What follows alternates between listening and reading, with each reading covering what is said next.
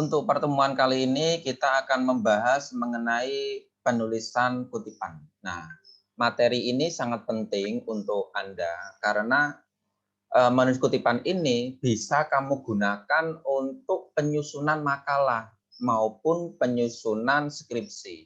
Nah, ketika kalian membuat makalah, apalagi membuat skripsi, tidak mungkin terlepas dari kegiatan mengutip. Entah mengutip dari buku maupun dari internet atau dari jurnal dan makalah lainnya. Nah, hanya saja sumber kutipan, nah itu memiliki beberapa penulisan berbeda-beda, jenis-jenis penulisan kutipan. Ada kutipan langsung, ada kutipan tidak langsung. Nah, penulisan kutipan langsung ini memiliki dua jenis juga, kutipan langsung kurang dari 4 baris, ada kutipan langsung 4 baris atau lebih. Nah, kutipan langsung kurang dari 4 baris atau lebih, dan kutipan tidak langsung ini ternyata memiliki tata cara penulisannya masing-masing. Nah, sehingga kalian perlu memahami bagaimana cara menyusun kutipan.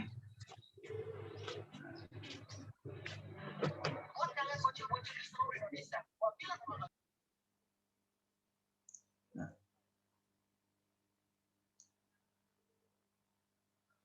untuk materi ini, pertemuan hari ini, nanti diharapkan setelah mendapatkan materi menulis kutipan, yang pertama kalian mahasiswa itu dapat menyusun kutipan dari berbagai sumber pustaka, gitu ya. Menyusun kutipan dari berbagai sumber pustaka. Kemudian yang kedua, tanggung jawab dan jujur dalam membuat kutipan. Maksud dari tanggung jawab dan jujur dalam membuat kutipan itu bagaimana? Ketika kalian semisal mengambil kalimat dari internet, nah berarti kan bukan kalimat Anda kan, tapi kalimat orang lain. Kamu comot, maka wajib menyertakan sumbernya. Penulis internet itu siapa namanya, URL-nya apa, atau semisal kamu mencomot dari buku, kan bukan kalimat Anda, tapi kalimat dari penulis buku. Nah, kamu comot, kamu taruh di makalah, atau kamu taruh di skripsi Anda untuk memperkuat tulisan Anda kan. Nah, maka harus kamu berikan sumbernya, sumber buku itu. Nah, namanya siapa, tahun berapa, halaman berapa. Fungsinya apa? Agar kalian tidak dianggap sebagai plagiasi. Itu kan bukan tulisan Anda, tapi pinjaman kalimat orang lain. Itu fungsinya. Sehingga ketika kalian setiap mengambil kalimat dari orang lain, mengambil kalimat dari buku, atau yang sering dilakukan oleh mahasiswa ketika membuat makalah itu, mengambil kalimat dari internet, itu wajib menyertakan sumbernya, berarti wajib membuat kutipan. Masalahnya, sampai sekarang ini masih banyak mahasiswa ketika membuat makalah, ya copy paste, udah di copy, di paste tanpa dibuat kutipan. Kemudian di print, seolah-olah itu jadi tulisan sendiri, ya enggak? Itu kalau makalah mungkin masih aman, tapi ketika nanti sebagai skripsi, kamu banyak mengambil tulisan orang lain, tapi tanpa menyertakan sumber dan dianggap sebagai plagiasi kan? Itu nanti ketika kalian wisuda, kan menyusun skripsi, kemudian skripsinya diunggah di PD Dikti, nah di portal perguruan tinggi, di sana itu memiliki alat untuk men-scanning berapa persentase kemiripan dengan karya lain. Nah, ketika nanti melebihi ambang batas, apa yang terjadi? Maka skripsi Anda itu tidak diakui. Terus bagaimana nasib wisuda Anda? Ya saya nggak tahu. Nah, oleh karena itu materi kutipan ini sangat penting untuk kalian perhatikan agar terhindar dari plagiasi, gitu ya. Nah, kita masuk ke materi pertama. Sebelum membahas mengenai tata cara penulisan kutipan, jenis-jenis kutipan, kita bahas dulu apa sih yang disebut sebagai kutipan. Nah, kutipan adalah pinjaman kalimat atau pendapat dari seorang pengarang. Nah, siapa tahu nanti ketika UAS muncul definisi seperti ini. jelaskan yang disebut sebagai kutipan. Tinggal kalian menjawab, kutipan adalah pinjaman kalimat atau pendapat dari seorang pengarang. Udah, mudah banget ya. Nah, karena mudah banget, berarti nggak mungkin keluar di UAS. Nah, ya kan terlalu mudah kan, masa UAS kok mudah. Gitu. Intinya kutipan itu pinjaman kalimat atau pendapat dari seorang pengarang. Entah itu dari buku, entah itu dari majalah, dari koran, dari skripsi, dari internet. Nah, yang dapat dijadikan rujukan. Nah, kamu lihat yang saya cetak merah ini aja nih. Kamu lihat yang saya cetak merah ini.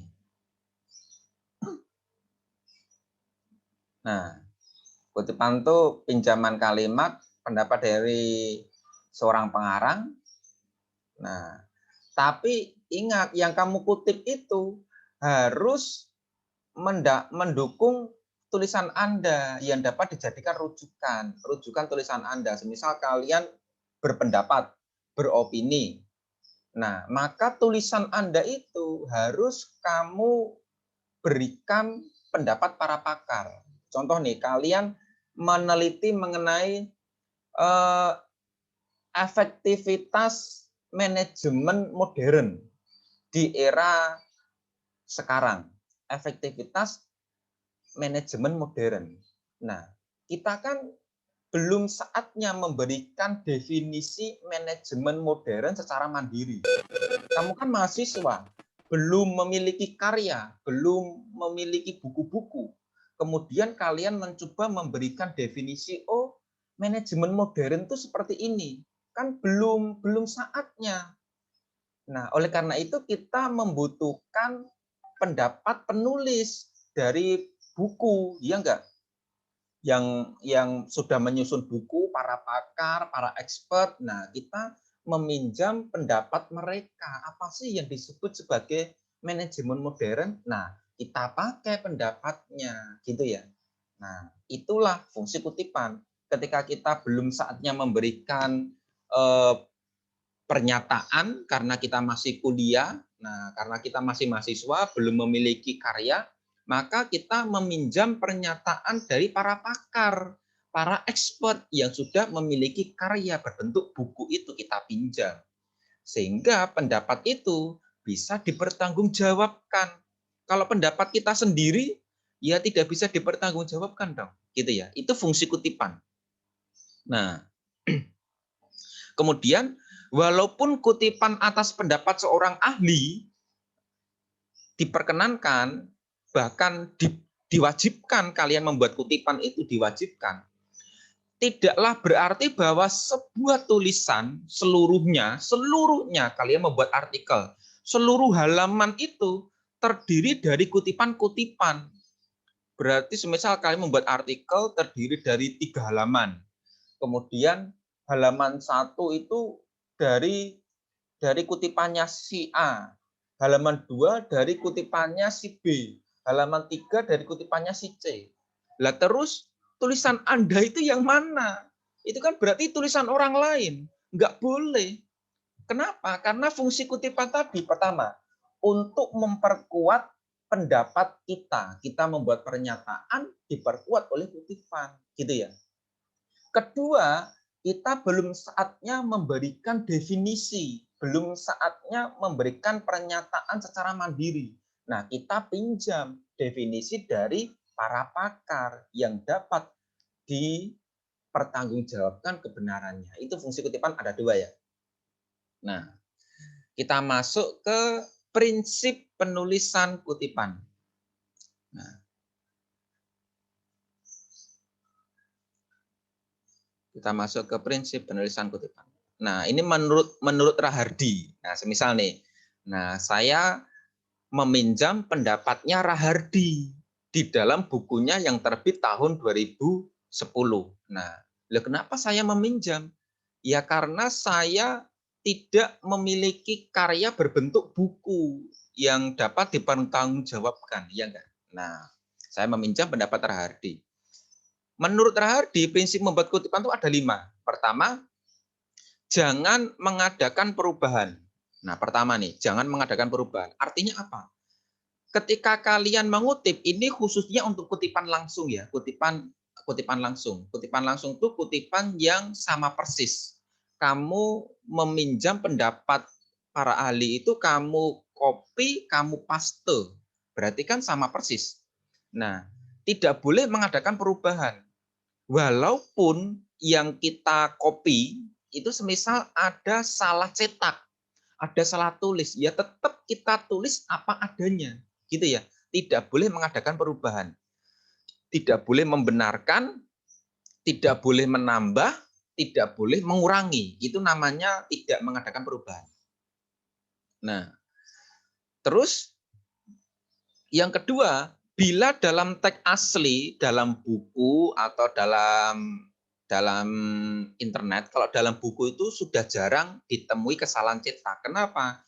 Karena sebelum terbit itu kan sudah tahap audit, sudah tahap diperiksa dulu. Nah, ada kejanggalan atau kesalahan cetak. Nah, penulis itu dapat membuat catatan singkat dalam tanda SIC. Nah, kata yang salah cetak itu nanti setelah kata tersebut diberikan tanda SIC. SIC ini apa nih? SIC itu artinya sicut. Sicut itu semestinya penulisannya tidak seperti itu. Itu artinya. Artinya seperti itu.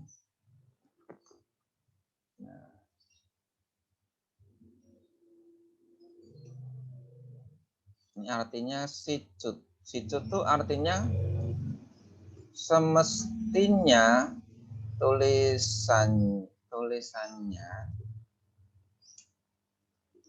tidak seperti itu.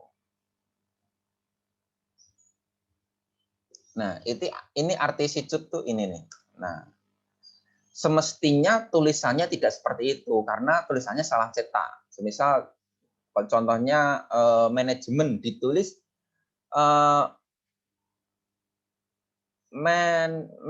semisal manajemen modern tulis modern. Nah, modern. Apa itu modern? Kita nggak tahu kan modern. Nah, ketika kita meminjam pendapat orang lain, ya tetap kita menulisnya dengan modern. Tidak boleh kamu perbaiki. Itu ya. Nah, itu artinya.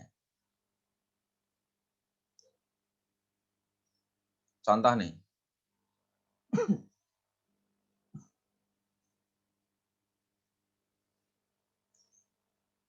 Nah, hakikat planning. Nah, ini semisal saya mengambil kata planning dari internet. Nah, ini web aslinya ini nih dari Alis.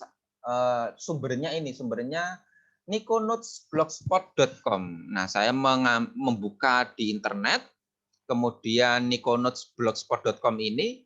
Nah, di dalam internet itu si yang membuat artikel adalah Ali, penulis artikel internet itu Ali. Dan Ali mengungkapkan tulisan seperti ini nih. Mengungkapkan tulisan seperti ini. Planning adalah bagaimana perusahaan menetapkan tujuan yang diinginkan dan kemudian menyusun rencana strategi bagaimana cara untuk mencapai tujuan tersebut. Nah, gitu ya. Ketika kita membuat kutipan, maka tulisannya si Ali ini harus kita copy sama persis. Nah, di copy kemudian di paste. Semisal nih, ini saya mengungkapkan seperti ini. Kan pertama tadi, kutipan itu kan digunakan untuk memperkuat tulisan kita, ya enggak, mendukung tulisan kita. Nah, saya berpendapat seperti ini. Nah, yang dicetak merah ini adalah tulisan si penulis, berarti tulisan saya. Nah, saya ngomong seperti ini nih. Planning adalah cara perusahaan dalam menentukan tujuan. Planning adalah cara perusahaan dalam menentukan tujuan, kemudian menyusun strategi untuk mencapai tujuan tersebut. Nah, saya ngomong seperti ini nih saya. Nah,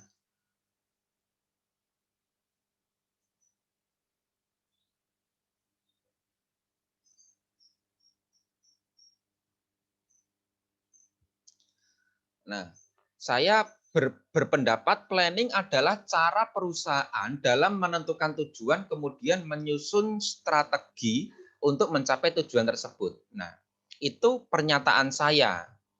Nah, agar pernyataan saya itu kuat kebenarannya, maka saya membutuhkan bantuan para ahli yang berpendapat sama dengan saya atau memperkuat pendapat saya.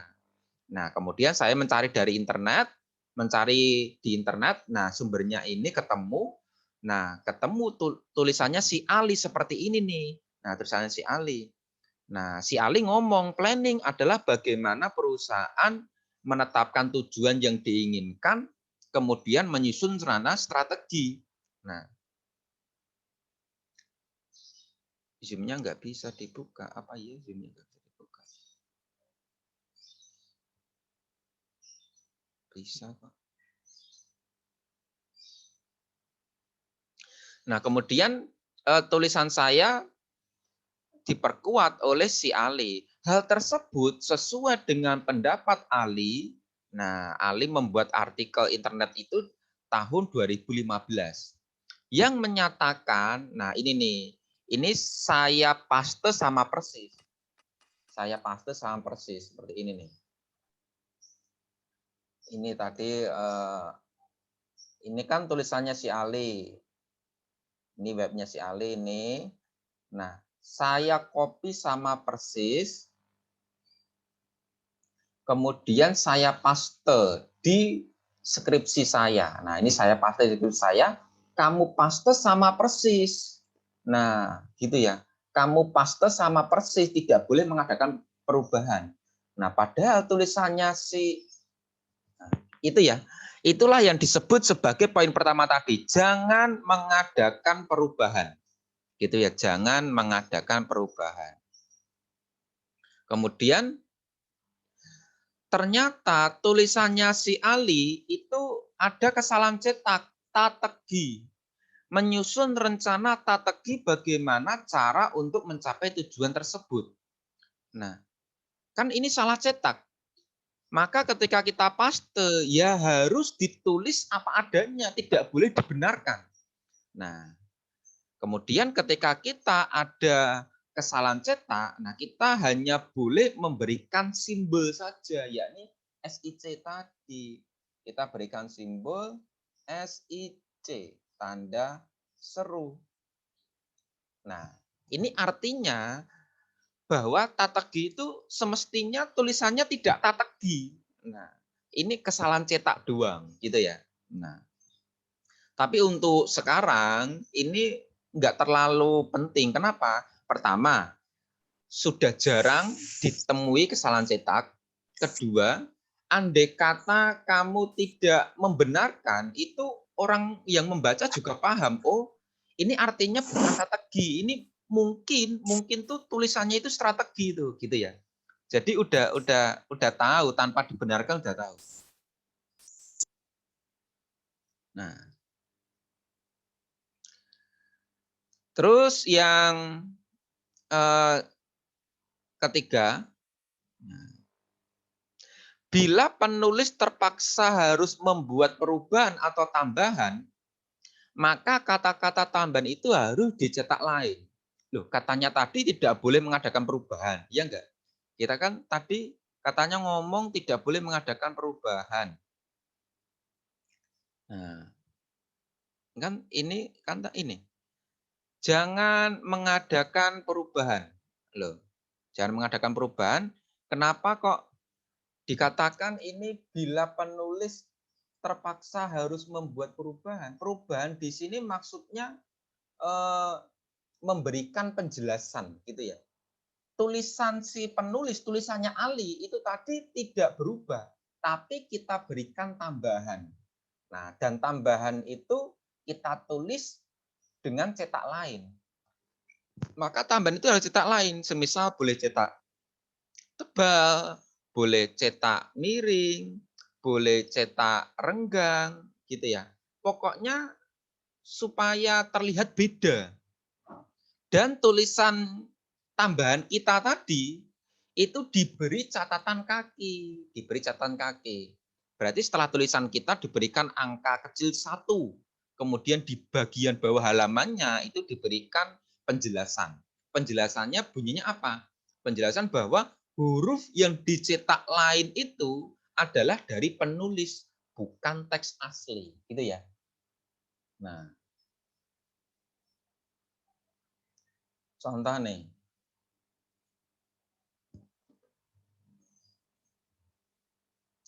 Nah.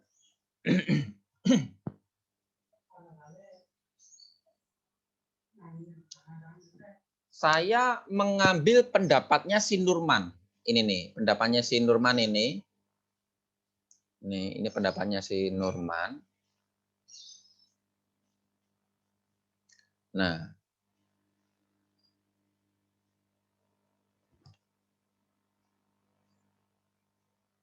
Nurman mengatakan seperti ini. Pembelajaran yang baik adalah pembelajaran yang sebelumnya diawali dengan penggalian skemata mahasiswa.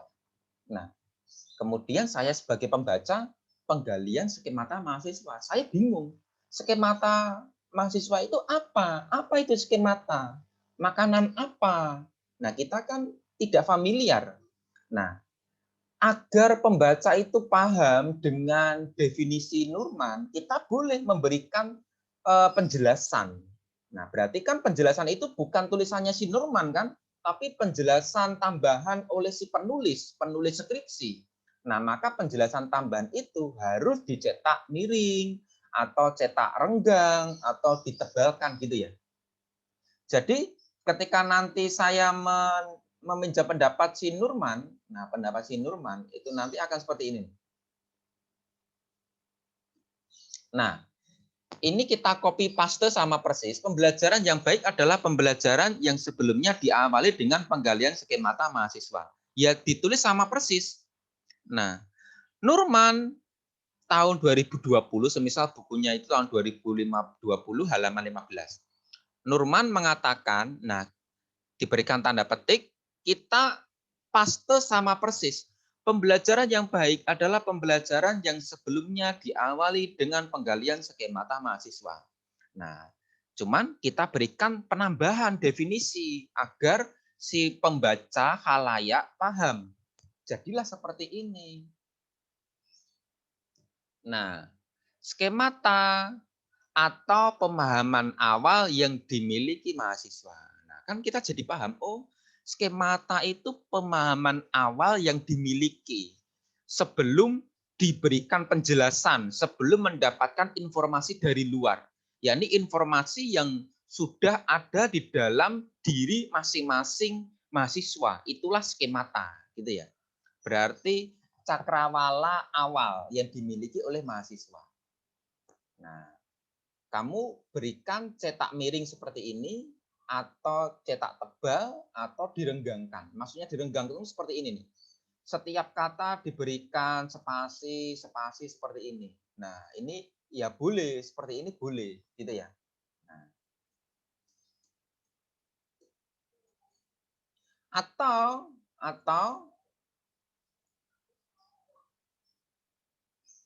atau sumbernya ditaruh di belakang. Nah, yang sumbernya kalau di depan nih, Nurman mengatakan, boleh juga seperti ini. Pembelajaran yang baik adalah pembelajaran yang sebelumnya diawali dengan penggalian skemata, diberikan penjelasan lagi, atau pemahaman awal yang dimiliki mahasiswa. Dalam kurung Nurman 2020 halaman 15. Bedanya apa? Sumber ditaruh di depan dengan sumber ditaruh di belakang. Bedanya ini nih. Ada kata mengatakan, ya enggak? Kalau sumbernya ditaruh di depan, nah ini wajib ada kata penghubung. Nurman mengatakan, Nurman menjelaskan, Nurman mendefinisikan gitu. Tapi ketika sumbernya berada di belakang, ya udah setelah kalimat kutipan langsung ditutup dengan tanda kurung sumber. Sumbernya itu nama, tahun, halaman. Udah. Nah, tinggal kamu tulis di depan atau tulis di belakang. Cuma kalau saya rekomendasikan, lebih enak ditulis di depan. Nah, ya di depan boleh, di belakang boleh. Karena ini hampir time out, nah tinggal 7 menit, saya screenshot dulu yang hadir. Silakan mic yang belum, kamera yang belum di-on-kan, di-on-kan biar kelihatan.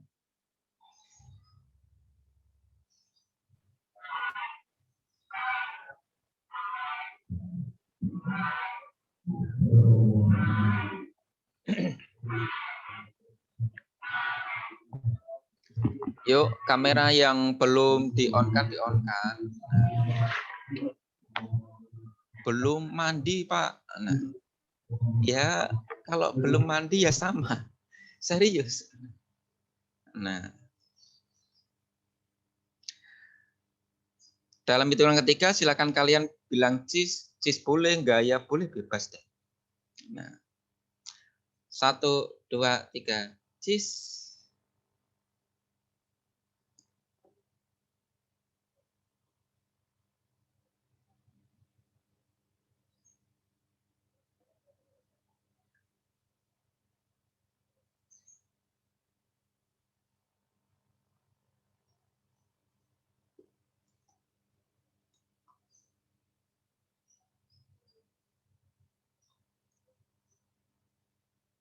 Lagi slide kedua. Nah, yang hadir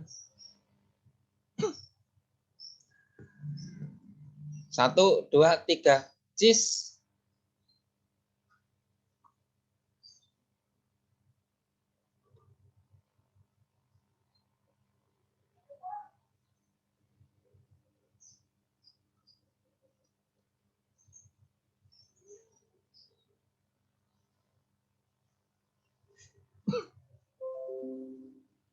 Udah.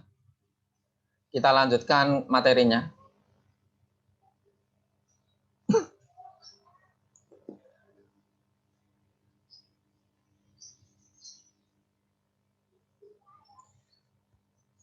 Kemudian poin keempat, bila ingin menghilangkan bagian-bagian tertentu, loh, katanya tidak boleh mengadakan perubahan. Tidak boleh mengadakan perubahan ini ya tulisannya si Ali. Nah, tapi tulisan si Ali itu tidak diubah, hanya saja dikurangi gitu ya. Tulisannya tidak diubah, tetap tulisannya si Ali, tapi kita hanya mengurangi. Kenapa kita mengurangi? Karena andai kata si Ali itu memberikan definisinya panjang kali lebar sehingga luas. Dan definisi itu ada beberapa kalimat atau beberapa kata-kata yang tidak terlalu penting. Nah, kemudian yang tidak terlalu penting itu kamu delete, kamu hilangkan. Boleh.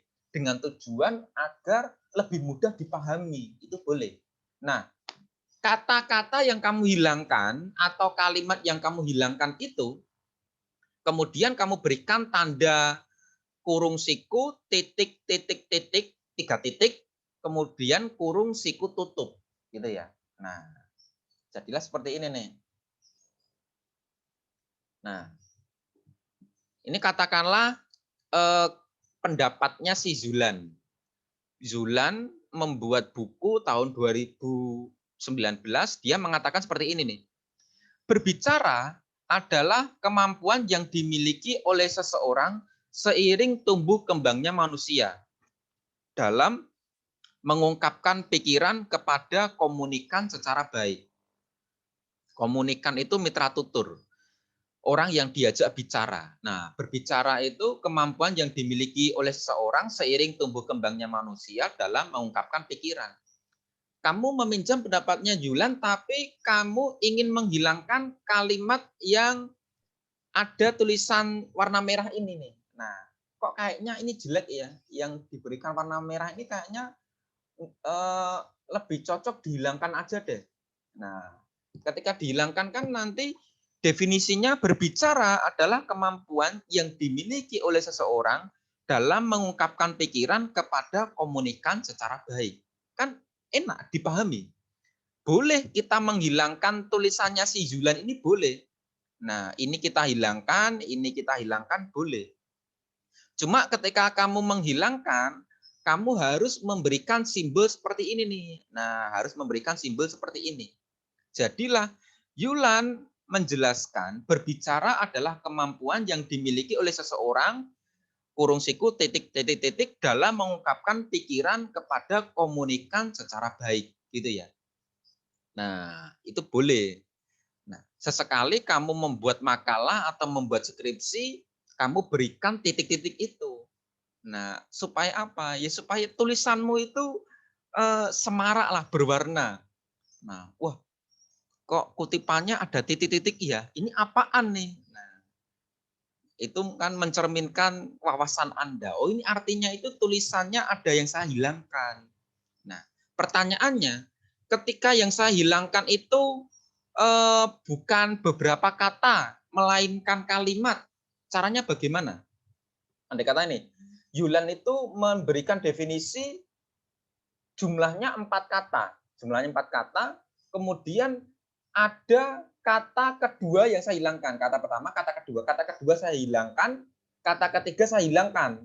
Jadilah kata pertama dan kata keempat. Caranya bagaimana nih?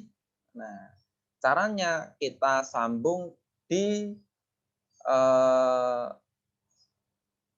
di Zoom setelah ini. Ini mau time out gitu ya. Saya time out dulu.